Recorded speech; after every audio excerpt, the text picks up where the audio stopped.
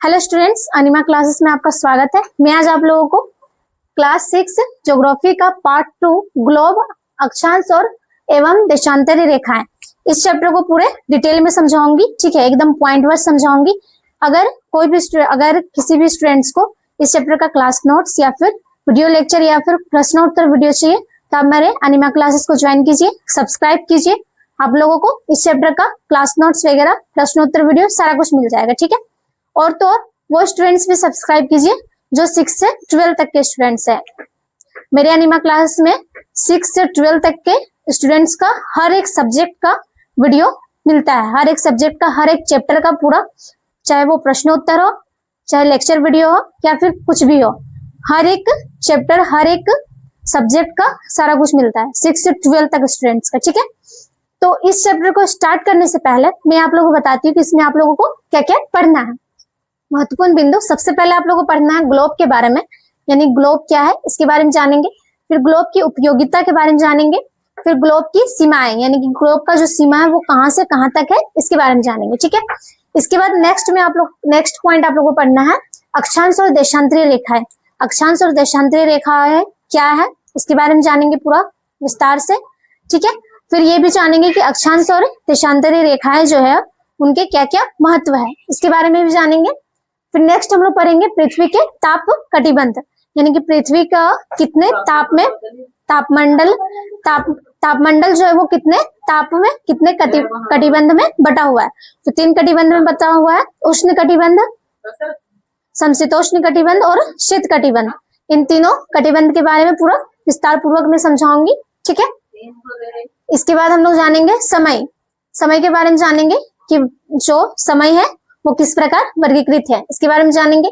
फिर हम लोग जानेंगे स्थानीय समय, हर स्थान का जो स्थानीय समय है क्या होता है, कितना होता है, इसके बारे में जानेंगे। ठीक है, उसके बाद हम लोग जानेंगे कि मानक समय, भारत का जो मानक समय है वो किस प्रकार वर्क करता है, इसके बारे में जानेंगे। ठीक है, फिर हम लोग जानेंगे समय क्षेत्र के बारे में, यानी कि किसी भी स्थान का, यानी कि हर जगह का जो समय क्षेत्र है वो कितना होता है।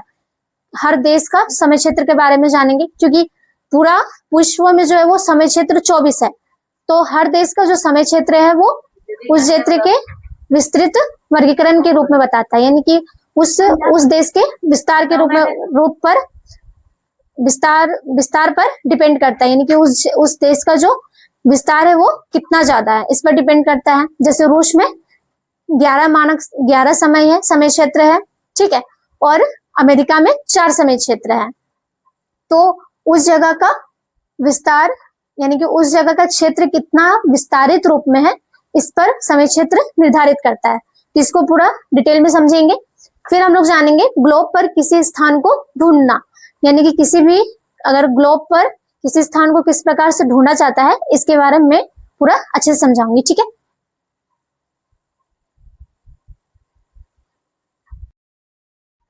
पहला पॉइंट हम लोग का स्टूडेंट्स ग्लोब, यानी कि ग्लोब के बारे में जानेंगे। ग्लोब किसे कहा जाता है। ठीक है, ग्लोब पृथ्वी का एक खोखला गोल मॉडल होता है। इस पर पृथ्वी की स्थलाकृतियां, महाद्वीप और महासागर सही आकार एवं स्थिति में दर्शाए जाते हैं।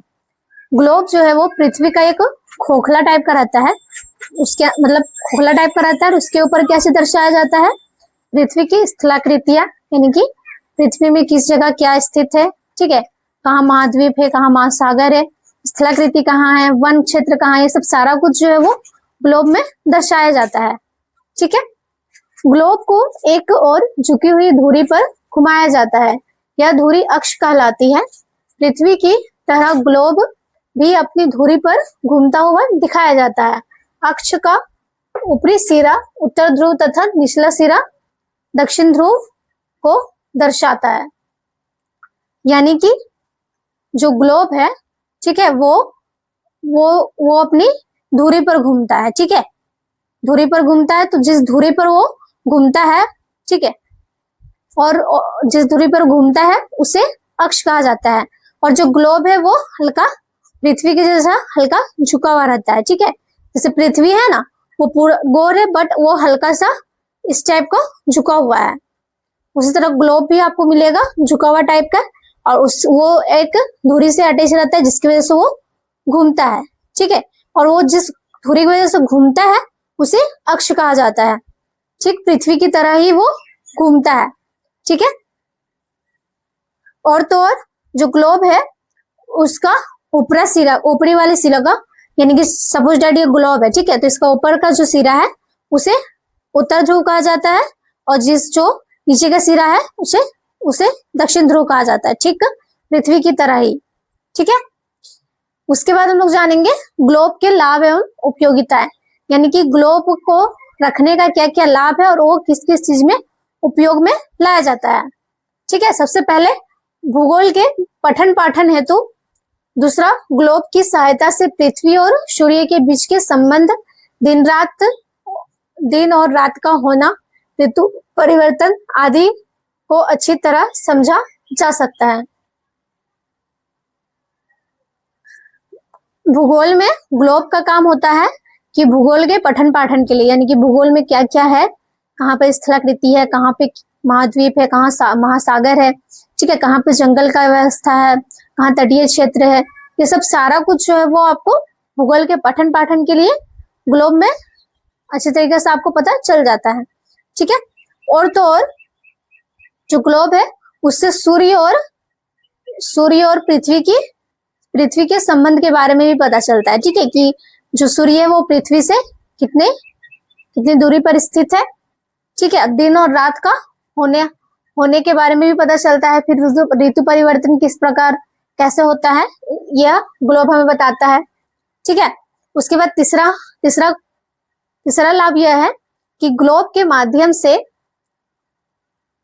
विभिन्न स्थानों की दूरी एवं समय के अंतर के बारे में बताता है। यानी कि जो ग्लोब है वो विभिन्न जगह पे जितना भी, मतलब कि जैसे हर जगह का अलग अलग टाइम होता है। जैसे कि अरुणाचल प्रदेश जो है भी, ठीक है, वहां पे आपका सूर्योदय जो है वो 2 घंटा पहले ही हो जाता है और इधर 2 घंटा बाद होता है। यानी कि वहां का जो टाइम है वो मानक समय के हिसाब से 2 घंटा पहले का, यानी कि 2 घंटा वो फास्ट चलता है। ठीक है, अगर सपोज डैट यहाँ पे सूर्योदय 6 बजे होता है तो वहां पे भी 6 बजे ही होता है, बट वो 2 घंटा पहले ही चलता है। ठीक है, यानी कि 6 यहाँ पे 2 घंटा बाद में बचता है। ठीक है, तो ग्लोब का काम क्या करता है कि मानक समय को बताने के लिए भी, कि टाइम मैनेजमेंट के लिए भी ग्लोब का उपयोग किया जाता है। ग्लोब पर देशों, महाद्वीपों और महासागरों की सही माप दर्शाई जा सकती है। ग्लोब पर जो है वो हमारे देश की, फिर महाद्वीप की, जितने महासागर है, ठीक है, उन लोगों का सही दिशा बताया जा सकता है।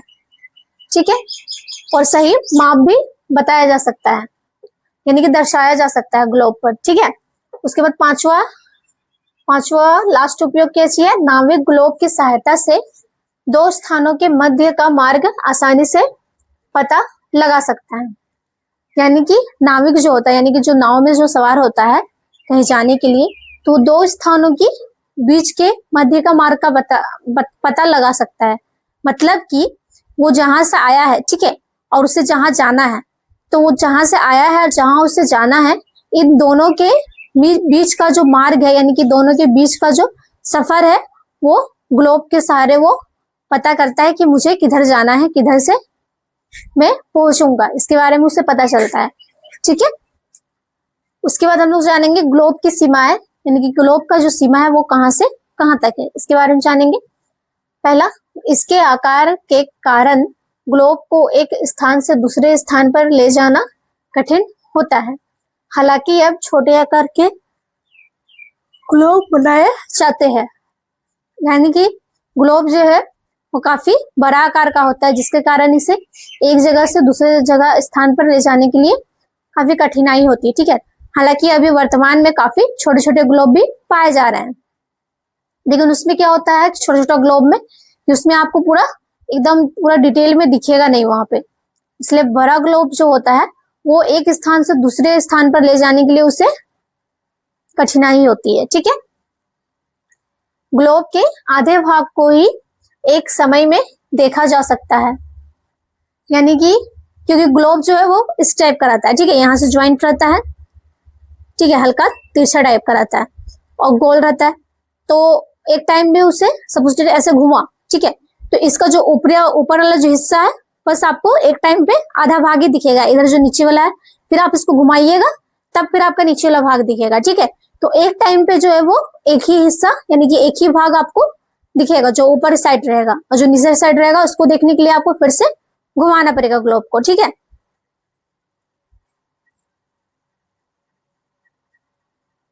इसके बाद होगा पृथ्वी के केवल एक भाग को प्रदर्शित करने के लिए ग्लोब उपयुक्त नहीं है।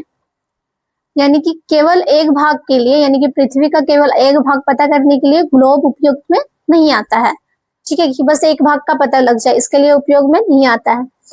चौथा, किसी छोटे नगर, गांव, रेलमार्ग अथवा सड़क मार्ग के विस्तृत विवरण का ग्लोब पर नहीं दिया जा सकता है। यानी कि जैसे ग्लोब पर कोई भी स्थलाकृति आपको पता चलेगा कि यहाँ पे ये शहर बसा हुआ है या फिर ये सब, लेकिन आप पार्टिकुलर एक जगह का नाम बताइएगा कि मुझे ये गांव के बारे में जानना है या फिर नगर कहाँ पे स्थित है इसके बारे में जानना है, ठीक है, तो वो आपको यहाँ पे नहीं मिलेगा। सब जैसे कि रांची, वो रांची वहां पे आपको मिल जाएगा, लेकिन रांची का आप किसी नगर का बात कीजिएगा तो वो वहां पे नहीं मिलेगा। जैसे यहाँ पे पूरा झारखंड मिल जाएगा आपको, वहां पे झारखंड का रांची, वहां पे एक ही साथ दोनों दिखेगा, बट आपको एक पर्टिकुलर गांव के बारे में नहीं मिलेगा। जैसे कि रामगढ़ आप वहां पे ढूंढिएगा तो फिर वो आपको वहां पे ग्लोब पे नहीं मिलेगा, वहां पे बस किस जगह क्या स्थित है इसके बारे में आपको पता चल सकता है बस। बाकी वहां पे पार्टिकुलर आप जगह का नाम बोलिएगा कि मुझे इस जगह का ही या फिर ये गांव या नगर हमको चाहिए, तो फिर वहां पे वो चीज नहीं मिलेगा, ठीक है। अक्षांश और देशांतरीय रेखाएं। इसके बाद हम लोग अक्षांश और देशांतरीय रेखा के बारे में जानेंगे, किन्हें कहा जाता है, ठीक है। ग्लोब पर क्षैतिज और ऊर्ध्वाधर रेखाएं बनी होती है। ग्लोब पर जो है वो क्षैतिज और ऊर्ध्वाधर यानी कि वर्टिकल एंड हॉरिजॉन्टल लाइन बनी होती है, ठीक है। क्षैतिज रेखाएं पूर्व से पश्चिम में खींची जाती है और इन्हें अक्षांश रेखाएं कहते हैं। ऊर्ध्वाधर रेखाएं उत्तर से दक्षिण में खींची जाती है और इन्हें देशांतरीय रेखाएं कहते हैं। यानी कि जो पूर्व से पश्चिम की ओर यानी कि ईस्ट से वेस्ट की ओर जो रेखाएं खींची जाती है, यानी कि जो वर्टिकल लाइंस होते हैं मतलब खींची जाती है, उसे अक्षांश रेखाएं यानी कि वर्टिकल लाइंस कहा जाता है, ठीक है। और जो उत्तर से दक्षिण की ओर खींची जाती है ग्लोब पर, ठीक है, उन्हें ऊर्ध्वाधर रेखाएं यानी कि हॉरिजॉन्टल लाइन कहा जाता है, ठीक है। अक्षांश और देशांतरीय रेखाएं एक दूसरे को काटकर जाल बनाती है। यानी कि अक्षांश रेखा है जो है वो एक दूसरे को काट के जाल मतलब एक दूसरे को काटती है, यानी कि एक वर्टिकल लाइन में जा रहा है और एक हॉरिजॉन्टल लाइन में जा रहा है, तो एक वर्टिकल में जा रहा है तो एक हॉरिजॉन्टल में जब जा रहा है तो दोनों को एक दूसरे से काटती है, ठीक है, तो वो काटती है, यही बोला जा रहा है, और जाल बनाती है। इस जाल की सहायता से किसी स्थान की सही स्थिति और दिशा ज्ञात की जाती है। ये रेखाएं काल्पनिक रेखाएं ये वास्तव में पृथ्वी पर मौजूद नहीं होती। यानी कि जो वर्टिकल लाइन और जो हॉरिजॉन्टल लाइन जो जब एक दूसरे से टकराती है यानी कि एक दूसरे को जब काटती है तो जाल बनाती है। तो जाल का उपयोग इसमें क्या होता है कि किसी भी स्थान के बारे में पता करने के लिए जाल का उपयोग किया जाता है। लेकिन हालांकि ऐसा सच में पृथ्वी में ऐसा कोई लाइनिंग नहीं बना हुआ है, ठीक है, बस इसे मान लिया गया है कि ऐसा लाइनिंग बना हुआ होगा जिसके कारण जो है वो किसी भी स्थान के बारे में हमें पता चलता है, ठीक है। हालांकि सच में पृथ्वी पर ऐसा मौजूद नहीं है, ऐसा ग्लोब पर किया जाता है ताकि हम लोग को पता चले कि कहाँ पे कौन सा स्थान है, ठीक है। इनका निर्माण केवल स्थान निर्धारण और दिशा बताने के लिए किया गया है। इसका जो मतलब जो जाल का जो उपयोग है वो बस दिशा निर्धारण के लिए और किसी स्थान का पता लगाने के लिए किया गया है, ना कि ऐसा सच में पृथ्वी पर ऐसा लाइनिंग बना हुआ है, ऐसा कुछ नहीं है, ठीक है। ऐसा बस मानने के लिए यानी कि पता लगाने के लिए ग्लोब में कि कहाँ पे किस जगह पे क्या स्थित है, इसके लिए वैसा जाल का निर्माण किया जाता है ग्लोब पर, ठीक है। इसके बाद हम लोग जानेंगे अक्षांश रेखाएं के बारे में। यानी कि अक्षांश रेखाएं अभी तो बस वर्टिकल लाइंस को अक्षांश रेखाएं कहा जाता है, ऐसा पता चला है कि जो पूर्व से पश्चिम की ओर चलता है, लेकिन वास्तव में अक्षांश रेखाएं क्या होते हैं इनके बारे में जानेंगे। भूमध्य रेखा पृथ्वी के बीचों बीच स्थित एक काल्पनिक रेखा है। यह पृथ्वी को दो बराबर भागों में बांटती है, उत्तर गोलार्ध, दक्षिण गोलार्ध। हमारे पृथ्वी पर एक भूमध्य रेखा एक खींची हुई रहती है, जो ठीक सपोज दैट ये पृथ्वी है, ठीक है, इसको ऊपर से नीचे तक एक लाइनिंग खींची होती है जिसे भूमध्य रेखा कहा जाता है, जो पृथ्वी को जो है वो दो भागों में बांटती है, ठीक है, यानी कि बीच में लाइनिंग किया हुआ है तो पृथ्वी को दो भागों में विभाजित कर देती है। एक होता है उत्तर, ऊपर वाला कहा जाता है उत्तर ध्रुव और नीचे वाला कहा जाता है दक्षिणी ध्रुव, ठीक है, यानी कि जो बांटती है लाइन, यानी कि यहाँ से ऐसा करके बांटती है, ठीक है, जो इधर से ऐसा करके बांटती है भूमध्य रेखा है, तो पृथ्वी को दो भागों में बांटती है, एक ऊपर और एक नीचे, जैसे उत्तर गोलार्ध और दक्षिण गोलार्ध दो भागों में बांटती है, ठीक है। भूमध्य रेखा को आधार मानकर अन्य अक्षांश रेखाएं खींची जाती है, यानी कि भूमध्य रेखा को ही जो बीच से जो वर्टिकल लाइन जो गया है, यानी कि जो भूमध्य रेखा गया है, ठीक है, उसी को मान करके और अक्षांश रेखाएं खींच जाती है, यानी कि वर्टिकल लाइंस जो पतला जो वर्टिकल लाइंस है उन लोगों को खींची जाती है, ठीक है।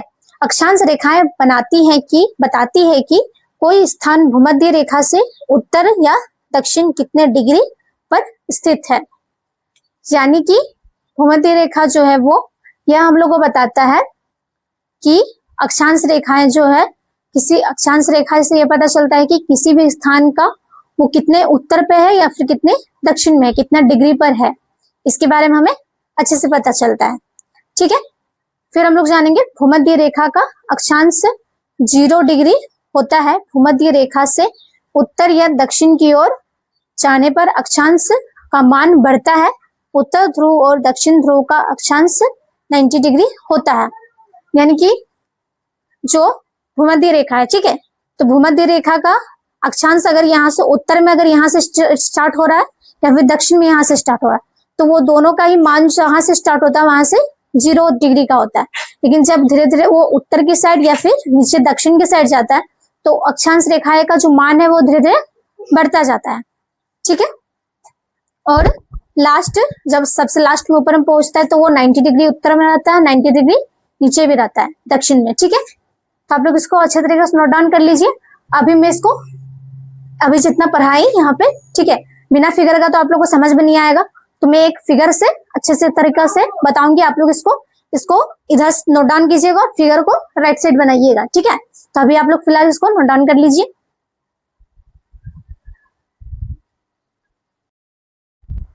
इसके बाद स्टूडेंट्स हम लोग का नेक्स्ट हम लोग पढ़ेंगे महत्वपूर्ण तथ्य के बारे में, यानी कि जो अक्षांश रेखा है उसके महत्वपूर्ण तथ्य पढ़ेंगे, ठीक है। सबसे पहला तथ्य हम लोग का विषुवत वृत्त अथवा भूमध्य रेखा से ध्रुवों तक स्थित सभी समानांतर वृत्तों का अक्षांश रेखाएं कहा जाता है, यानी कि जो विषुवत रेखा है या फिर जो भूमध्य रेखा है, ठीक है, उसके जो वृत्त है वो सारे समानांतर वृत्त जो है वो अक्षांश रेखाएं कहलाती है। यानी कि ये जो वृत्त बन रहा है, ठीक है, यानी कि जो भूमध्य रेखा यानी कि ये जो रेखा है भूमध्य रेखा, इसके ध्रुवों तक यानी कि यहां से लेके यहां तक और इसके नीचे भी जो भी वृत्त बन रहा है, यानी कि ये जो बन रहा है ना ये वृत्त, ठीक है, ये पूरा जो वर्टिकल लाइन से जो वृत्त बन रहा है, इन सभी वृत्तों को अक्षांश रेखाएं कहा जाता है, ठीक है। इसके बाद सेकंड इसका तथ्य है कि अक्षांशों को अंश या डिग्री में मापा जाता है, यानी कि अक्षांश जो होता है वो डिग्री में उससे माप सकते हैं, यानी कि जो भूमध्य रेखा है वहां पे 0 डिग्री होगा, फिर 20 डिग्री होगा, मतलब डिग्री में हर जगह होगा, ठीक है। इसके बाद तीसरा हम लोग का है तथ्य है विषुवत वृत्त 0 डिग्री अक्षांश का माप दर्शाती है। विषुवत वृत्त यानी कि विषुवत रेखा यानी कि जो भूमध्य रेखा है, यानी कि ये जो लाइन है, ठीक है, ये जो भूमध्य रेखा है ये आपका 0 डिग्री का होता है, ठीक है। उसके बाद चौथा हम लोग का तथ्य है विषुवत वृत्त से दोनों ओर ध्रुवों के बीच की दूरी पृथ्वी के चारों ओर के वृत्त का 1/4 है, ठीक है। अतः यानी कि पूरा जो 360 का होता है, और जब विषुवत वृत्त जब यहाँ से यहाँ तक जाता है तब 90 का रहता है। ये यहाँ से यहाँ जाता है वो भी 90 का, फिर ये भी 90 का और ये भी 90 का। ठीक है, तो यानी कि 4/4 में यानी कि 4 भाग में बटा हुआ है। ठीक है, इस प्रकार 90 डिग्री उत्तरी अक्षांश उत्तर ध्रुव और 90 डिग्री दक्षिणी ध्रुव को दक्षिणी ध्रुव कहा जाता है। ठीक है, यहाँ पे अक्षांश होगा। ठीक है, ठीक है, यहाँ पे अक्षांश है। ठीक है, अक्षांश को दक्षिणी ध्रुव कहा जाता है। यानी कि जो यहां से यानी कि जो भूमध्य रेखा से जो ये ऊपर जा रहा है यानी कि 20 डिग्री 40 डिग्री 60 डिग्री और ठीक यहाँ 90 डिग्री, यानी कि ये पूरा 90 डिग्री का बनाता है। यानी कि इसे अक्षांश पे बनाता है, यानी कि इसे उत्तर ध्रुव कहा जाता है। ये जो ऊपर तक है इसे उत्तर ध्रुव कहा जाता है, और जो नीचे है ये भी 90 डिग्री का बनाता है यहाँ पे। ठीक है, तो इसे दक्षिण ध्रुव कहा जाता है। पांचवा तथ्य इसका है कि विषुवत वृत्त के उत्तर की सभी समानांतर रेखाएं उत्तरी अक्षांश रेखाएं तथा दक्षिण के सभी समानांतर रेखाएं दक्षिणी अक्षांश रेखाएं कहलाती हैं। यानी कि जो उत्तर साइड का जितना है ये सब रेखाएं हैं। ठीक है, ये जो रेखाएं हैं ये सारी रेखाएं उत्तर अक्षांश रेखाएं कहलाती है। ठीक है, और ये सब रेखाएं जो है ये सारे दक्षिण रेखाएं कहलाती है, यानी दक्षिणी अक्षांश रेखाएं कहलाती है ये सब सारा कुछ। ठीक है, मतलब विषुवत रेखा का जो नीचे साइड है वो दक्षिणी अक्षांश रेखा है, और विषुवत रेखा का जो ऊपर साइड है उसे उत्तरी अक्षांश रेखाएं कहा जाता है। ठीक है, छठा तथ्य है हम लोग का, इसे दिशा सूचक उ या द लिखा जाता है। यानी कि दिशा सूचक के रूप में हम लोग उ या द, यानी कि उ से हो जाएगा हम लोग का उत्तर और द से हो जाएगा दक्षिण, इसे सूचक के रूप में प्रयुक्त किया जाता है। ठीक है, सातवां तथ्य इसका है कि प्रत्येक गोलार्ध में 90 डिग्री रेखाएं होती है। यानी कि ये जो 4 भाग में बढ़ता है, ठीक है, तो ये प्रत्येक गोलार्ध जो है यानी कि यहाँ से यहाँ तक भी 90 डिग्री है, ये भी 90 डिग्री है, ये भी 90 डिग्री है और ये भी 90 डिग्री का है। ठीक है, आप लोगों को तो पता होगा ये अक्षांश रेखाएं हैं और ये देशांतर रेखाएं। ठीक है, ये वर्टिकल लाइंस और ये हॉरिजॉन्टल लाइंस। ठीक है, इसके बाद आठवां तथ्य हम लोग का, जैसे जैसे विषुवत वृत्त से दूर उत्तर या दक्षिण दिशा में जाते हैं वैसे वैसे अक्षांश का आकार घटता जाता है। यानी कि जब आप लोग भूमध्य रेखा से ठीक ऊपर जाएंगे यानी कि उत्तर की ओर जाएंगे तो इसकी रेखाएं जो है वो धीरे धीरे देखो कम होते जा रही, यानी कि छोटे होते जा रहा है। ठीक है, और इसका मान जो है वो बढ़ते जा रहा है, यानी कि डिग्री को जो है वो बढ़ते जा रहा है। ठीक वैसे ही जब भूमध्य रेखा से नीचे आएंगे यानी कि दक्षिण की ओर हम लोग आएंगे तो क्या होता है कि ये फिर इसकी जो रेखाएं हैं वो धीरे धीरे कम होते जाती है, लेकिन इसका जो मान है ठीक है वो बढ़ता चला जाता है। ठीक है,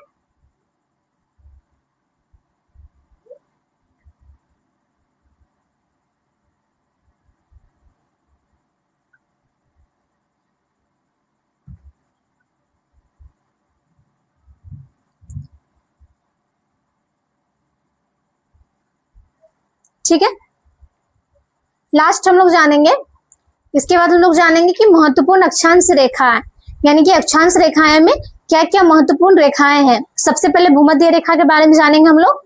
0 डिग्री अक्षांश पर स्थित पृथ्वी को उत्तरी और दक्षिणी गोलार्ध में बांटती है। यानी कि ये जो है ठीक है, ये जो है इसे भूमध्य रेखा कहा गया है और ये 0 डिग्री पर होता है और ये पृथ्वी को ठीक 2 भागों में बांटता है। मैंने आप लोगों को बताया था कि ये 2 भागों में बांटता है, पहला वाला को उत्तरी ध्रुव और दूसरा वाला को दक्षिणी ध्रुव, यानी कि ऊपर वाला उत्तरी गोलार्ध और नीचे वाला दक्षिणी गोलार्ध में इसे बांटता है। ठीक है, इसके बाद सेकंड में लोग जानेंगे कर्क रेखा, 23.5 डिग्री उत्तर अक्षांश पर स्थित होता है।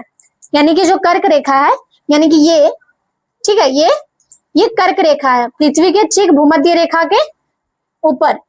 ये कर्क रेखा जो है ये 23.5 डिग्री पर विद्यमान रहता है, यानी कि 20 से थोड़ा सा ऊपर। ठीक है, यानी कि यहाँ पे 20 है, इसके थोड़ा सा ऊपर यहाँ पे आपका कर्क रेखा यहाँ पे गुजरता है, यानी कि 23.5 डिग्री उत्तर पर आपका कर्क रेखा गुजरता है, ठीक है, अक्षांश पर।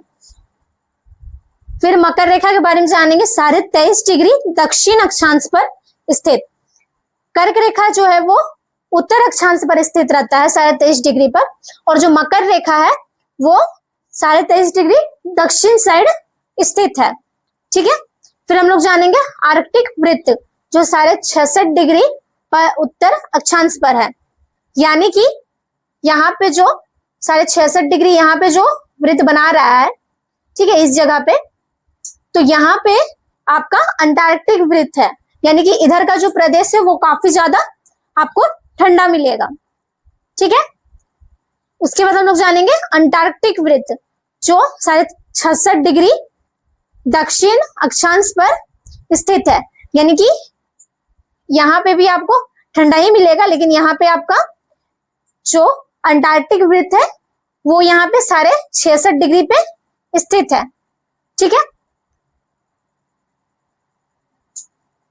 इसमें मैंने आप लोगों को क्या क्या बताया कि सबसे पहले इस फिगर को आप लोग अच्छी तरीके से समझ लीजिए, ठीक है।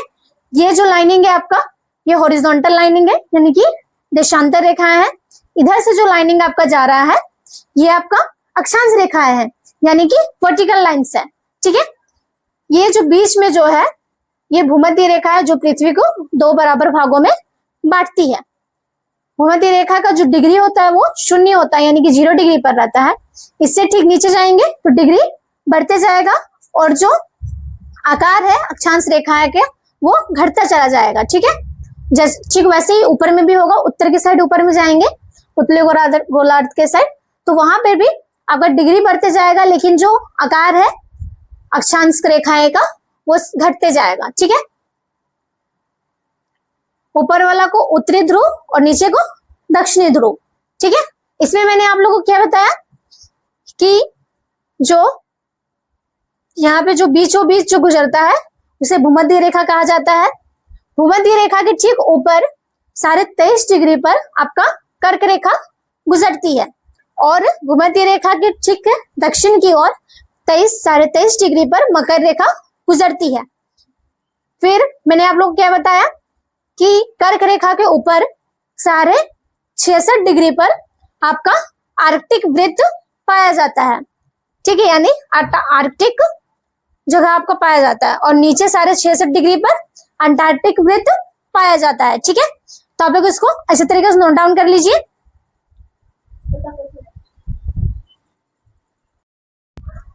इसके बाद हम लोग जानेंगे स्टूडेंट्स पृथ्वी के ताप कटिबंध, यानी कि पृथ्वी के कितने कितने प्रकार के कटिबंध है इसके बारे में हम लोग जानेंगे, ठीक है। पृथ्वी की ताप कटिबंध तापमान के आधार पर 3 ताप कटिबंधों में बांटा गया है, यानी कि ताप के आधार पर पृथ्वी को 3 ताप कटिबंधों में बांटा गया है। पहला है उष्ण कटिबंध, यानी उष्ण कटिबंध के बारे में हम लोग जानेंगे। कर्क रेखा और मकर रेखा के बीच स्थित है, यानी कि उष्ण कटिबंध जो है वो कर्क रेखा और मकर रेखा के बीचों बीच में स्थित है, ठीक है। यानी कि ये आपका हो गया मकर रेखा और ये हो गया कर्क रेखा, इन दोनों के बीच में आपका उष्ण कटिबंध, यानी कि ये जो भूमध्य रेखा है ना, इसी के बीच में आपका उष्ण कटिबंध स्थित है, ठीक है। सूर्य की किरणें वर्ष भर लगभग सीधी पड़ती है, सबसे अधिक ऊष्मा प्राप्त होती है। यह पृथ्वी का सबसे गर्म क्षेत्र है। भूमध्य रेखा मध्य में पड़ती है, ठीक है। यानी कि यह जो है उष्ण कटिबंध, इसमें वर्ष भर यानी कि पूरा साल जो है गर्मी पड़ती है, यानी कि पूरा साल जो है सूर्य की किरणें जो है वो सीधी पड़ती है, यानी कि काफी तेज इसमें सूर्य की किरणें पड़ती है, ठीक है। और यह क्षेत्र जो रहता है यानी कि उष्ण कटिबंध का जो क्षेत्र है वो काफी ज्यादा गर्म हो जाता है इसी के कारण, ठीक है। और यह भूमध्य रेखा के ठीक बीच में रहती है, ठीक है।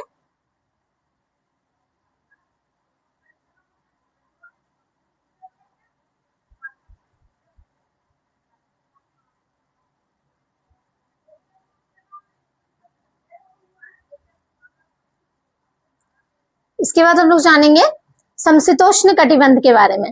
ठीक है, समशीतोष्ण कटिबंध जो है वो 23.5 डिग्री से 67.5 डिग्री उत्तर तथा 23.5 डिग्री से 67.5 डिग्री दक्षिण अक्षांशों के बीच स्थित है। यानी कि समशीतोष्ण जो भाग है आपका वो यहां से लेके, ठीक है, 23.5 डिग्री यानी कि 23.5 डिग्री 67 डिग्री तक, ठीक है, उत्तर में भी है और दक्षिण में भी है। ये जो है पूरा क्षेत्र और इधर का जो पूरा क्षेत्र है यहाँ का, ठीक है, ये जो क्षेत्र है यहाँ से लेके यहाँ तक और ये यहाँ से लेके यहाँ तक, ये पूरा क्षेत्र जो आपका होता है वो समशीतोष्ण कटिबंध का होता है। ठीक है, यहाँ पर सूर्य की किरणें तिरछी पड़ती है, ना बहुत गर्म ना बहुत अधिक ठंडा। उत्तरी और दक्षिणी समशीतोष्ण कटिबंध में विभाजित होती है। यानी कि यहाँ पे समशीतोष्ण कटिबंध जो है यहाँ पे ना तो यहाँ पे बहुत ज्यादा गर्मी होती है ना बहुत ज्यादा ठंडी होती है, क्योंकि सूर्य की किरणें जो यहाँ पे तिरछी पड़ती है इसलिए। ठीक है, और तो और ये जो है ये 2 भागों में बांटती है, विभाजित है। ठीक है, एक दक्षिण में है आपका समशीतोष्ण कटिबंध और एक उत्तर में है। ठीक है,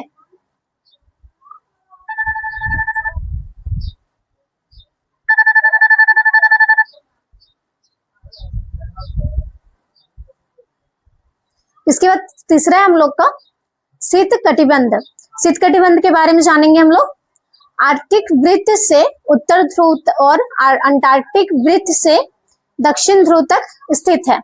यानी कि यहाँ पे आपका आर्कटिक जो वृत्त है, ठीक है, ये वाला, और ये जो है, ठीक है, यानी अंटार्कटिक वृत्त है, ये दोनों जो है यहाँ से यहाँ, ये पूरा जो है आपका शीत कटिबंध आ जाता है। यानी कि यहाँ पे जो है पूरा हर टाइम आपका यहाँ पे जो सूर्य की किरणें हैं वो काफी अधिक तिरछा पड़ती है, यानी कि सूर्य की किरणें यहाँ पे ना के बराबर पड़ती है, जिसके कारण जो ये क्षेत्र है ये काफी ज्यादा ठंडा क्षेत्र रहता है। ठीक है, सूर्य की किरणें अत्यंत तिरछी पड़ती है, यह पृथ्वी का सबसे ठंडा क्षेत्र है।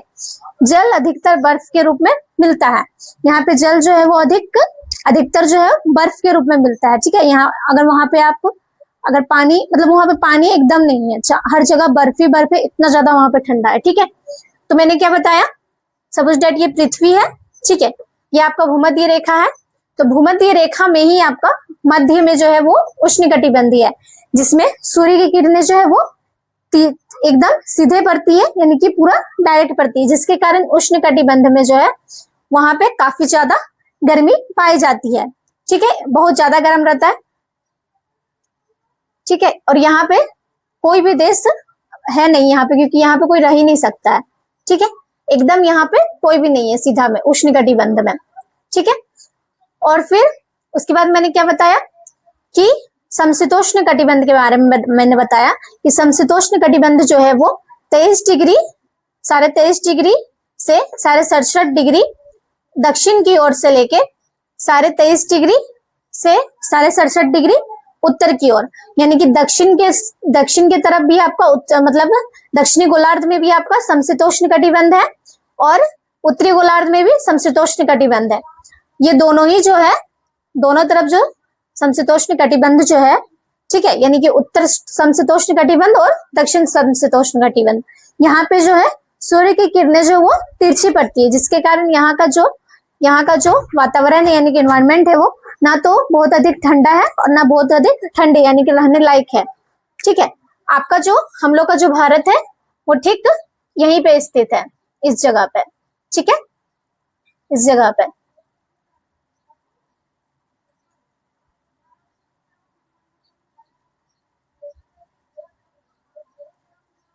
ठीक है, यानी कि इसलिए हम लोग का जो भारत है वो यहाँ नहीं, सॉरी, इस जगह पे स्थित है, यहाँ पे। ठीक है, यहाँ पे हम लोग का भारत स्थित है, जिसके कारण जो है हम लोग का भारत का जो जलवायु है वो ना तो बहुत अधिक ठंडा है और ना बहुत अधिक गर्म है। ये ऊपर का जो भाग है आपका जम्मू कश्मीर का, यहाँ पर इसलिए ठंड पाई जाती है क्योंकि ये थोड़ा सा यहाँ पे टच होता है, ठीक है, जिसके कारण यहाँ पे जम्मू कश्मीर के साइड आपको हमेशा बर्फबारी मिलती है, ठीक है। और तो और इसमें मैंने आप लोगों को क्या बताया कि इसमें लास्ट में जो रहता है यानी कि दक्षिण ध्रुव और ऊपर में उत्तर ध्रुव की साइड, ये दोनों ही साइड जो है, ये दोनों साइड में आपका शीत कटिबंधीय रहता है, यानी कि यहाँ पे जो है सूर्य की किरणें एकदम ना के बराबर पड़ती है, यानी कि अत्यधिक तिरछी पड़ती है, जिसके कारण यहाँ पे वर्ष भर यानी कि हमेशा आपका यहाँ पे पूरा बर्फबारी रहती है, यानी कि हमेशा यहाँ पे ये जो क्षेत्र है वो पूरा बर्फ से ढका हुआ रहता है, ठीक है। इसके बाद मैं आप लोगों को बताती हूँ देशांतर रेखाएं के बारे में, ठीक है। उत्तर ध्रुव और दक्षिण ध्रुव को जोड़ने वाली काल्पनिक रेखाएं देशांतर या यामोत्तर रेखाएं कहलाती है। यानी कि मैंने आप लोगों को तभी बताया था कि जो देशांतर रेखाएं वो उन्हें वर्टिकल लाइंस का यानी कि हॉरिजॉन्टल लाइंस कहा जाता है। तो उत्तर से लेके दक्षिण की ओर तक ये दोनों ही ध्रुव को जो जोड़ती है उसे देशांतर रेखाएं या फिर यामोत्तर रेखाएं कहा जाता है, ठीक है। सभी देशांतर रेखाओं की लंबाई समान होती है। 0 डिग्री देशांतर को मुख्य यामोत्तर रेखा कहते हैं, इसे ग्रीनविच यामोत्तर भी कहते हैं। यानी कि देशांतर रेखाएं की जो लंबाई है हमें मतलब हर जगह समान होती है। जैसे वर्टिकल लाइंस में आपका क्या था कि आकार धीरे धीरे घटता जा रहा था, लेकिन डिग्री बढ़ते जा रहा था, लेकिन इसमें जो है इसमें आपका जो लाइंस है यानी कि जो देशांतर रेखाएं की जो लाइनिंग है वो हमेशा बराबर ही आपको मिलेगी, इसमें कोई घटता बढ़ता नहीं है, ठीक है, डिग्री बस बढ़ता है।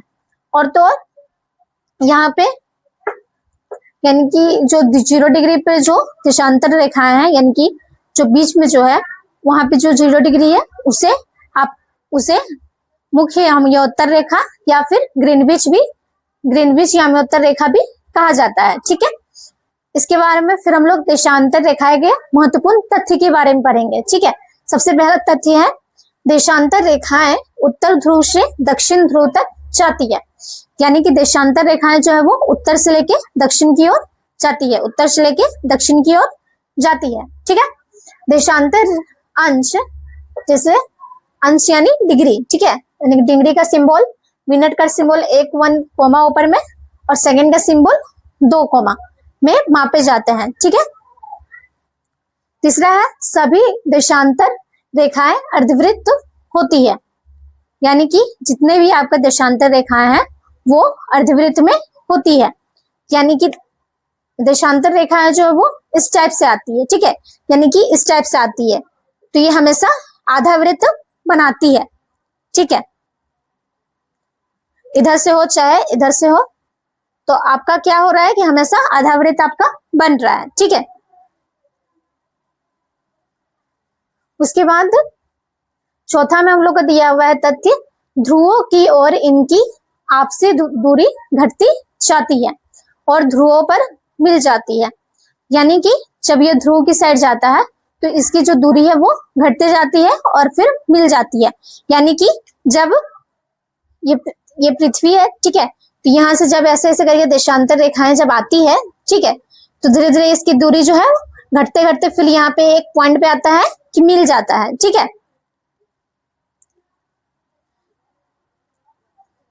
सभी देशांतर रेखाओं की लंबाई समान होती है, सभी देशांतर रेखाओं की लंबाई समान होती है, ठीक है। छठा, मुख्य यामोत्तर रेखा का मान 0 डिग्री है, यानी कि जहां से यामोत्तर का रेखा का स्टार्ट होता है वहां पे उसका मान जो होता है वो 0 होता है, यानी कि 0 डिग्री होता है। सातवां तथ्य है कुल 360 डिग्री देशांतर होता है, 180 डिग्री पूर्व और 180 डिग्री पश्चिम, यानी कि कुल देशांतर रेखाएं जो है वो 360 डिग्री का है पूर्व की ओर और पश्चिम की ओर, ठीक है, 180 डिग्री पूर्व की ओर और 180 डिग्री पश्चिम की ओर। आठवां है 180 डिग्री देशांतर को अंतरराष्ट्रीय तिथि रेखा कहा जाता है, यानी कि 180 डिग्री के जो देशांतर रेखाएं जो बनती है, ठीक है, उसे अंतरराष्ट्रीय तिथि रेखा कहा जाता है, ठीक है। नौवां तथ्य हम लोग का 0 डिग्री और 180 डिग्री देशांतर पृथ्वी को पूर्वी एवं पश्चिमी गोलार्ध में बांटते हैं, यानी कि 0 से लेके 180 डिग्री का जो कोण बनाता है, ठीक है, तो वो जो क्या करता है वो पूर्वी और पूरब और पश्चिम में बांटता है। ठीक है, यानी कि ऐसे करके यहाँ पे बना रहा है। ठीक है, तो ये पूरा 180 डिग्री बना रहा है। तो आपका क्या करता है कि ये इधर पूरब में बांटता है और इधर पश्चिम में बांटता है। ठीक है, उसके बाद 10 हम लोग जानेंगे कि देशांतर लिखते समय अंश के साथ पू के साथ पूर्व में आपका पू लगेगा और पश्चिम में प लगेगा। यानी कि जब आप इधर को दर्शाएंगे, यानी कि पूर्व की ओर दर्शाएंगे, तो आप यहाँ पे प लिखेंगे। ठीक है, जैसे मैंने उस टाइम उत्तर के लिए उ लिखा था। ठीक है, और पश्चिम के लिए यहाँ पे पूरब के लिए पू लिखेंगे और पश्चिम के लिए प लिखेंगे। ठीक है, इसके बाद नेक्स्ट पॉइंट हम लोग का देशांतर रेखाओं का महत्व, यानी कि देशांतर रेखाओं का किस किस चीजों में आप लोग उपयोग करते हैं, मतलब हम लोग उपयोग करते हैं, या फिर इसका क्या महत्व है, इसके बारे में जानेंगे। ठीक है, पहला इसका महत्व है कि देशांतर या याम्योत्तर रेखाओं से किसी स्थान के स्थानीय समय का पता चलता है। यानी कि देशांतर रेखाओं से किसी स्थान के समय के बारे में आपको अनुभूति हो सकती है। ठीक है, अनुभूति होती है।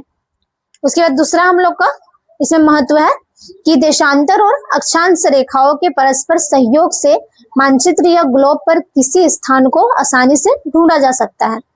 यानी कि देशांतर और अक्षांश रेखाओं के माध्यम से, मैंने आप लोगों को तभी बताया था, जो अक्षांश रेखा है और जो देशांतर रेखा है, इन लोगों का जो क्रॉस यानी कि जो जाल बनता है, तो जहाँ पे जाल मिलता है, ठीक है, यानी कि सपोज दैट यहाँ पे मिल रहा है, यहाँ पे मिल रहा है, तो यहाँ पे किसी भी स्थान, यहाँ पे स्थान है, जहाँ पे मिलता है आपको वहां पे वो स्थान हो जाता है। तो उस स्थान के बारे में आपको अच्छी तरीके से पता चलता है कि किधर है। ठीक है, तो किसी भी स्थान के बारे में आसानी से आप पता लगा सकते हैं या फिर ढूंढा जा सकता है। ठीक है, तीसरा इसका महत्व है किसी भी एक देशांतर रेखा पर स्थित सभी स्थानों का स्थानीय समय समान होता है। यानी कि किसी भी देशांतर का जो रेखाओं का जो समय है वो हर जगह एक ही जैसा होता है, यानी कि समान होता है, हर स्थान का स्थानीय समय समान होता है। ठीक है, तो आप लोग इसको अच्छी तरीके से नोट डाउन कर लीजिए। इसके बाद हम लोग पढ़ेंगे, नेक्स्ट पॉइंट पढ़ेंगे, एक देशांतर से दूसरे देशांतर तक समय, यानी कि एक देशांतर से दूसरे देशांतर तक जाने में समय कितना लगता है, इसके बारे में हम लोग जानेंगे। पृथ्वी अपने अक्ष पर 24 घंटे में एक चक्कर लगाती है।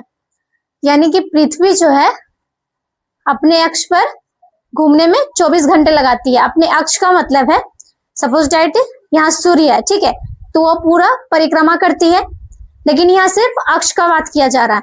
यानी कि पृथ्वी जो है वो अपने अक्ष पर, यानी कि एक जगह पे ऐसे करके रोटेट करती है, एक बार फिर रोटेट करती है, मतलब पहले खुद घूमती है ऐसे करके, और ऐसे ही घूम करके और फिर वो परिक्रमा सूर्य का करती है, ऐसे घूम करके। ठीक है, यानी कि एक बार वो घूमती है, तो एक बार घूमने में, यानी कि पश्चिम से पूर्व की ओर उसे घूमने में 24 घंटा लगता है। तो 24 घंटे इक्वल टू 1440 मिनट, यानी कि 1440 मिनट लगता है। पृथ्वी पर कुल 360 देशांतर होते हैं, इसलिए 360 डिग्री घूमने में 440 मिनट लगते हैं। ठीक है, यानी कि पृथ्वी में कुल 360 देशांतर रेखाएं होती है, यानी कि कुल 360 डिग्री का देशांतर रेखा मैंने आप लोग बताया था, यानी कि पूरे पृथ्वी पर 360 डिग्री का देशांतर रेखाएं होती है।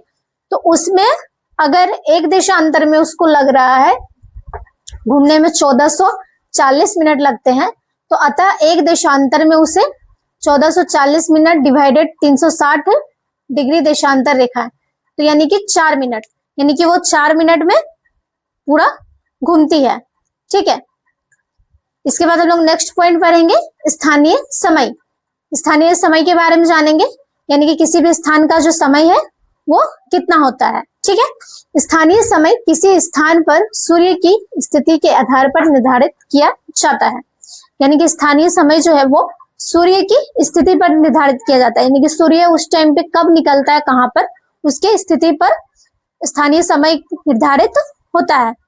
ठीक है, जब सूर्य आकाश में सबसे ऊपर होता है तब वहां दोपहर के 12 बजे माने जाते हैं। यानी कि सूर्य ठीक पूरा ऊपर में होता है, यानी कि सर के ऊपर में जब सूर्य रहता है तो उस टाइम पे हम लोग बोलते हैं कि 12 बजा है। ठीक है। पृथ्वी 1 डिग्री देशांतर घूमने में 4 मिनट लेती है, इसलिए अलग अलग देशांतरों पर समय भी अलग अलग होता है। यानी कि अगर पृथ्वी को एक देशांतर घूमने में, यानी कि 1 डिग्री घूमने में, अगर उसको यानी एक देशांतर यानी कि पूरा 360 डिग्री, ठीक है, एक देशांतर मतलब पूरा 360 डिग्री, एक देशांतर घूमने में यानी कि एक जगह से ठीक दूसरे जगह, यानी कि एक देशांतर से दूसरे देशांतर तक जाने में अगर उससे 4 मिनट लग रहा है ना, तो लगता है, तो जैसे ही अलग अलग देशांतर में वो घूमता है तो हर जगह 4-4 मिनट बढ़ते जाता है, यानी कि समय भी अलग अलग होते जाता है। ठीक है। यदि किसी स्थान पर समय में 4 मिनट का अंतर होगा, इस कारण विभिन्न देशांतरों पर स्थानीय समय भिन्न भिन्न होता है। यानी कि अगर 4-4 मिनट अगर हर देशांतर में उसका समय लगते जा रहा है पृथ्वी को अपने अक्ष पर घूमने में, ठीक है, अगर 4-4 मिनट लगते जा रहा है तो क्या होता है, तो स्थानीय समय भी चेंज होते रहता है, हर जगह का भिन्न भिन्न समय होता है। भारत में गुजरात और असम के स्थानीय समय में लगभग 1 घंटे 45 मिनट का अंतर है। ठीक वैसे ही भारत में गुजरात और असम में 1 घंटा 45 मिनट का अंतर है। रीजन क्या है कि देशांतरीय, एक देशांतर से दूसरे देशांतर जाने में पृथ्वी को 4 मिनट टोटल लग जाता है। ठीक है। इसलिए तो ऐसे ही करते करते जब वो गुजरात तक पहुंचती है तो उसका 1 घंटा 45 मिनट वो लेट रहती है। यानी कि आप लोग समझ सकते हैं कि 1 घंटा 45 मिनट जो है सूरज तो जो है वो बाद में निकलती है गुजरात और असम में। ठीक है। नेक्स्ट पॉइंट हम लोग जानेंगे मानक समय के बारे में। ठीक है। स्थानीय समय में अंतर की समस्या को दूर करने के लिए मानक समय अपनाया जाता है। यानी कि इस समस्या को दूर करने के लिए, यानी कि अगर ऐसा है तो फिर हर जगह का फिर मानक समय अलग अलग हो जाएगा। इसलिए इस समस्या को दूर करने के लिए, यानी कि जो लेट होता है कई मिनट लगते हैं, यानी कि 1 घंटा 45 मिनट को ठीक करने के लिए क्या करता है कि हमारा मानक समय को रखा गया है। ठीक है।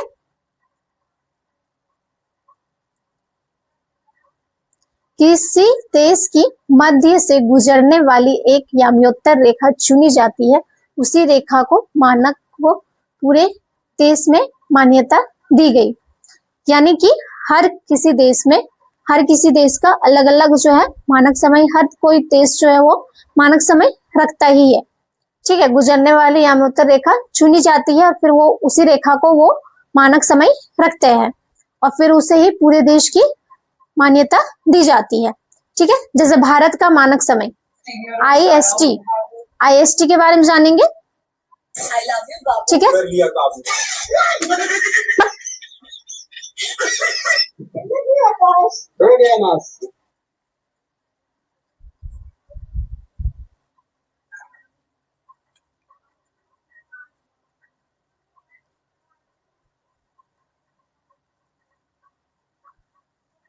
जैसे कि भारत का मानक समय के बारे में हम लोग जानेंगे। ठीक है। भारत की मानक याम्योत्तर रेखा 82.82 डिग्री पूर्व देशांतर है। यानी कि भारत का जो मानक समय है वो 82.82 डिग्री से वो स्टार्ट होता है। ठीक है। यानी कि वो है 82.82 डिग्री पर है। ठीक है। यह नैनी से होकर गुजरती है। इस रेखा के आधार पर निर्धारित समय को भारतीय मानक समय कहते हैं। यानी कि जो भारतीय मानक समय जो है वो हम लोग के भारत की ठीक पूरा बीचों बीच में रहता है। यानी कि सपोज दैट कि ये भारत है। ठीक है। यहाँ पे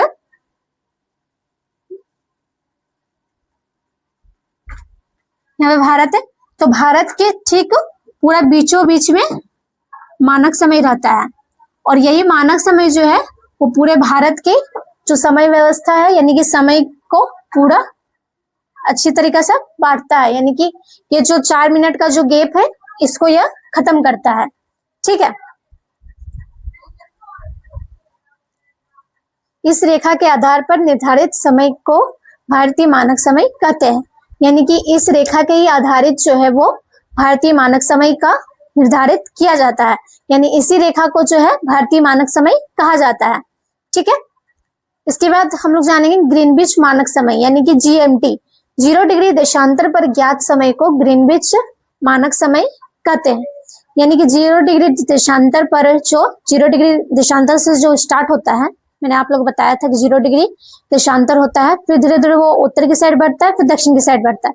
तो 0 डिग्री जहां पे रहता है वहीं पे 0 डिग्री देशांतर पर ज्ञात समय को ग्रीनविच मानक समय कहा जाता है। यानी 0 डिग्री पर जो मानक समय ज्ञात किया जाता है उसे ग्रीनविच मानक समय कहा जाता है। ठीक है, इसे विश्व का आधारभूत मानक समय माना जाता है। इसे यानी कि सिर्फ भारत का ही नहीं, पूरे विश्व का मानक समय माना जाता है, यानी ग्रीनविच मानक समय को। ठीक है,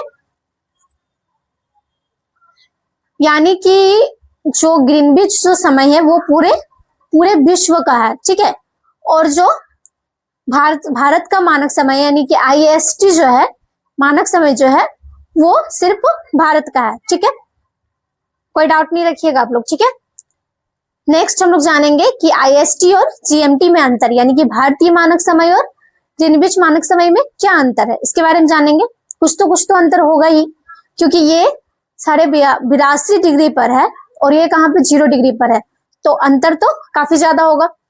तो अंतर के बारे में जानेंगे। भारतीय मानक समय जीएमटी से 5 घंटे 30 मिनट आगे है, यानी कि जो 82.5 डिग्री आगे है, इसका मतलब कि समय भी आगे ही होगा।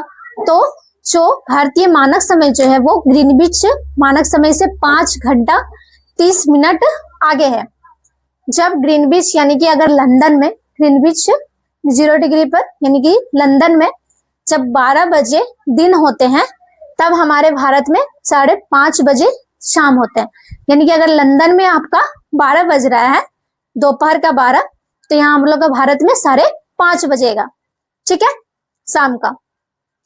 महत्वपूर्ण तथ्य यानी कि इसका क्या रीजन है, इसका क्या तथ्य है, यानी कि क्या रीजन है इस ऐसा होने के पीछे, इसके बारे में जानेंगे।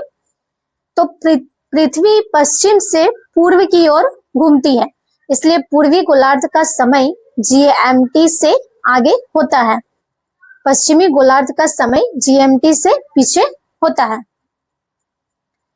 यानी कि पृथ्वी जो है वो पूरब से पश्चिम की ओर घूमती है, यानी कि पूर्व से पश्चिम की ओर रोटेट करती है। ठीक है, यानी कि पूर्व से पश्चिम की ओर रोटेट करती है। ठीक है, पृथ्वी पश्चिम से पूर्व की ओर घूमती है। ठीक है, तो पृथ्वी जो है वो पश्चिम से पूर्व की ओर घूमती है, यानी कि ऐसे करके घूमती है। ठीक है, यानी कि पीछे से ऐसे करके घूमती है पृथ्वी। ठीक है, तो ऐसे पश्चिम से पूर्व की ओर घूमती है, तो घूमने में उसे क्या होता है कि घूमने में टाइम लगता है। ठीक है, तो टाइम लगने के कारण जो पूर्वी गोलार्ध का जो समय है वो आगे चला जाता है और जो पश्चिमी गोलार्ध का जो समय है वो पीछे चला जाता है। ठीक है,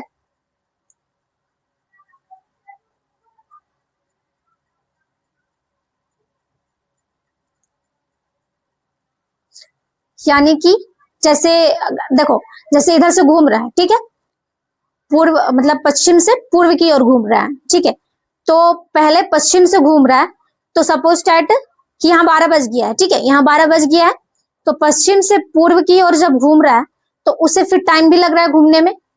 तो अगर यहाँ 12 बज गया तो फिर टाइम लगेगा, तो जब पूर्व में जब वो पहुंचेगा तो उसको फिर टाइम लगेगा। ठीक है, तो पूर्व में पहुंचते पहुंचते क्या होगा, उसका टाइम जो हुआ बढ़ जाएगा। यानी कि अगर यहाँ 12 बजे पहुंचा है, पूर्व में 12 बज चुका है घूमने के साथ, तो वहां से उसको वहां पहुंचने में यानी कि पश्चिम पूर्व तक पहुंचने में उसे 5:30 बज जाता है। यानी कि अगर भारत मानक समय 12 बज रहा है यहाँ पे, तो उसे फिर पूर्व तक पहुंचने में उसे टाइम लगता है, यानी कि 5:30 फिर बज जाता है। इसका मतलब यहाँ पे यही कहा गया है कि उसे पूर्व में जो है वो उसका समय आगे रहता है और पश्चिम में उसका समय पीछे रहता है। ठीक है, इसके बाद हम लोग जानेंगे, नेक्स्ट पॉइंट जानेंगे समय क्षेत्र के बारे में। पृथ्वी को 24 समय क्षेत्रों में बांटा गया है, यानी कि पूरे पृथ्वी को जो है वो 24 समय क्षेत्र में बांटा गया है। जानेंगे किसमें किसमें, ठीक है। प्रत्येक समय क्षेत्र 1 घंटे का होता है। पृथ्वी पर कुल 360 डिग्री देशांतर है, यानी कि पृथ्वी को पूरे 24 घंटा में बांटा गया है, इनकी हर एक देशांतर में वो 1 घंटा लेता है, ठीक है। प्रत्येक समय क्षेत्र में, यानी कि प्रत्येक समय क्षेत्र में वो 1 घंटा लेता है। तो 360 डिग्री देशांतर में कितना लेगा, 360 डिवाइडेड 24 इक्वल टू 25 डिग्री, यानी कि 25 डिग्री देशांतर के बराबर वो हो जाएगा, ठीक है। जिन देशों को पूर्व पश्चिम विस्तार अधिक होता है वहां 1 से अधिक मानक समय अपनाए जाते हैं। जैसे कि रूस में 11 मानक समय क्षेत्र है, अमेरिका में 4 समय क्षेत्र है, ठीक है। जिन देशों में, यानी कि पूर्व से पश्चिम की ओर जाने में जब पृथ्वी को टाइम लगता है, ठीक है, यानी कि विस्तार अधिक होता है, तो वहां 1 से अधिक मानक समय रहता है। यानी कि क्योंकि हम लोग का भारत जो है वो इतना विशाल है, ठीक है, तो यहाँ पे भी आपको अलग अलग मानक समय मिलेगा, यानी कि अलग अलग जगह का अलग अलग आपको समय मिलेगा। जैसे अरुणाचल प्रदेश में जो है वो 2 घंटा पहले ही वहां पे आपका, मतलब अगर यहाँ 10 बज रहा है तो वहां आपका 11-12 बज रहा है, ठीक है। तो यानी कि वो जो है अरुणाचल प्रदेश, गुजरात, ये सब आपका 2 घंटा आगे ही चलता है, ठीक है। तो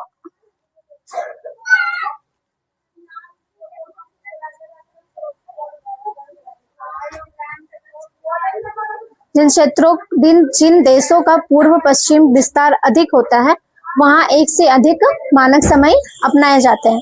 यानी कि और भी बाकी जैसे कि रूस वगैरह हो गया, तो वो काफी बड़ा देश है, जिसके कारण जो है वहां पे काफी सारा वहां पे मानक समय को अपनाया जाता है, वहां का समय को मतलब सुटेबल बनाने के लिए, यानी कि एक जैसा बनाने के लिए, ठीक है। जैसे कि हम लोग का भारत में ही अगर ये मानक समय नहीं रहता तो फिर अरुणाचल प्रदेश का जो टाइमिंग है वो काफी अलग हो जाता, कि वहां 2 घंटा आगे चलता है, तो ये मानक समय के कारण ही जो है वो एक साथ चल पाता है, नहीं तो वहां पे फिर 12 बजता और यहाँ 10 का 10 ही रहता, ठीक है। यानी कि अगर अरुणाचल प्रदेश में 12 बज रहा है तो यहाँ पे झारखंड में 10 बज रहा है, तो फिर ये टाइम कुछ अरेंज नहीं हो पाता। इसीलिए मानक समय दिया गया है हम लोग भारत में, ताकि टाइम मैनेजमेंट जो है वो एक जैसा चले, नहीं तो फिर लंदन और भारत का हाल हो जाएगा कि लंदन में यहाँ 12 बज रहा है और भारत में 5 बज रहा है ना, तो वैसा है ना, तो वैसे ही हो जाएगा भारत में कि वहां पे अरुणाचल प्रदेश में 12 बज रहा है और यहाँ 10 बज रहा है झारखंड में। तो ऐसा नहीं होने के लिए जो अपना देश है, हर देश जो है वो मानक समय को अपनाता है, ताकि उसका जो टाइमिंग है वो एकदम बराबर रह सके, ठीक है। नहीं तो जैसे हम लोग का भारत देश में, ठीक है, वो क्या करता है कि हम लोग का भारत देश में मानक समय को अपनाया गया है, किस लिए अपनाया गया है, ताकि हमारा जो समय है वो पूरा बराबर चल सके।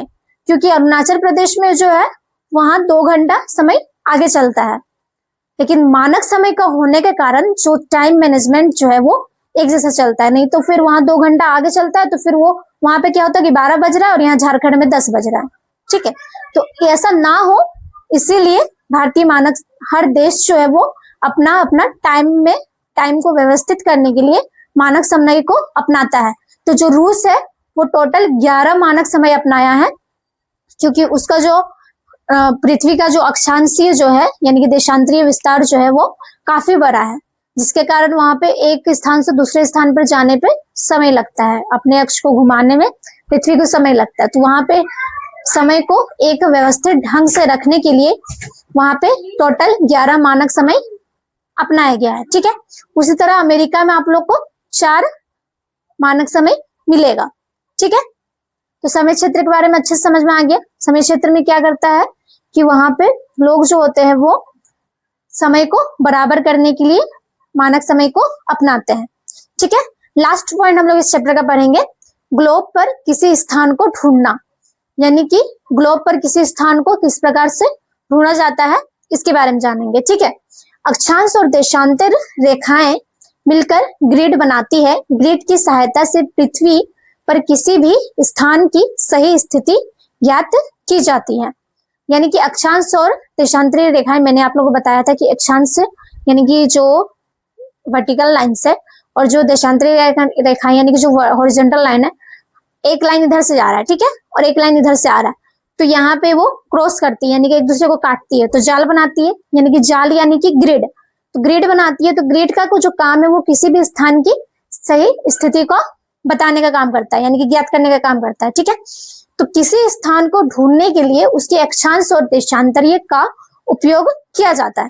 यानी कि किसी भी स्थान को ढूंढने के लिए, अगर आपको किसी भी स्थान को ढूंढना है तो उसके लिए अक्षांश और देशांतरीय रेखाएं जो है वो काफी यूजफुल माना जाता है, यानी काफी उपयोगी माना जाता है। इसलिए सचमुच ऐसा नहीं है कि पृथ्वी में, मैंने आप लोगों को बताया था कि सचमुच ऐसा नहीं है कि पृथ्वी में देशांतरीय या अक्षांशीय रेखा है, ऐसा नहीं है, ग्लोब पर ऐसा है, ताकि लोगों को जो है वो जगह के बारे में पता चल सके कहाँ पे कौन सा जगह स्थित है। उत्तर का अर्थ है कि भूमध्य रेखा के उत्तर में स्थित है, यानी कि यहाँ पे ग्लोब का उत्तर का अर्थ है कि जो भूमध्य रेखा जो है वो उत्तर की ओर स्थित है। यानी कि भूमध्य रेखा बीचों बीच में जाती है, बीचों बीच में लाइनिंग है भूमध्य रेखा का, तो उत्तर की ओर उत्तर इंडिकेट करता है और नीचे में दक्षिण इंडिकेट करता है। वही बताया गया है कि पूर्व का अर्थ है कि स्थान प्रधान या अम्योत्तर रेखा में पूर्व स्थित है। अक्षांश और देशांतरीय रेखाओं के प्रतिच्छेदन पर उस स्थान की स्थिति मिलती है। यानी कि जब अक्षांशीय और देशांतरीय रेखाएं जब एक दूसरे को काटती है, ठीक है, यानी कि एक दूसरे को जब काटती है तो जो जाल बनाती है उससे उन लोग उससे किसी भी स्थान की स्थिति के बारे में पता चलता है, ठीक है। उदाहरण हम लोग जानेंगे, जैसे कि इंडिया की मुख्य भूमि 8 डिग्री उत्तर से 37 डिग्री उत्तर अक्षांश तथा 68 डिग्री पूर्व से 97 डिग्री पूर्व तक देशांतरीय के स्थित है। तो हम लोग का जो भारत में जो देशांतरीय विस्तार जो है वो देशांतरीय विस्तार यानी कि पूर्व से पश्चिम तक, ठीक है, तो कितना है 8 डिग्री पूर्व से 37 डिग्री पूर्व तक, ठीक है, और 8 डिग्री उत्तर से 37 डिग्री उत्तर तक अक्षांश तथा 68 डिग्री उत्तर से मतलब 68 डिग्री पूर्व से 68 डिग्री पूर्व से 97 डिग्री पूर्व देशांतर के बीच स्थित है। भूटान लगभग 27 डिग्री उत्तरी अक्षांश और 90 डिग्री पूर्वी देशांतर पर स्थित है। तो भारत का एक जगह है भूटान के बारे में, भूटान जो 27 डिग्री उत्तर से अक्षांश से 90 डिग्री पूर्व देशांतर तक स्थित है, ठीक है। तो आप लोग इसको अच्छे तरीके से नोट डाउन कर लीजिए।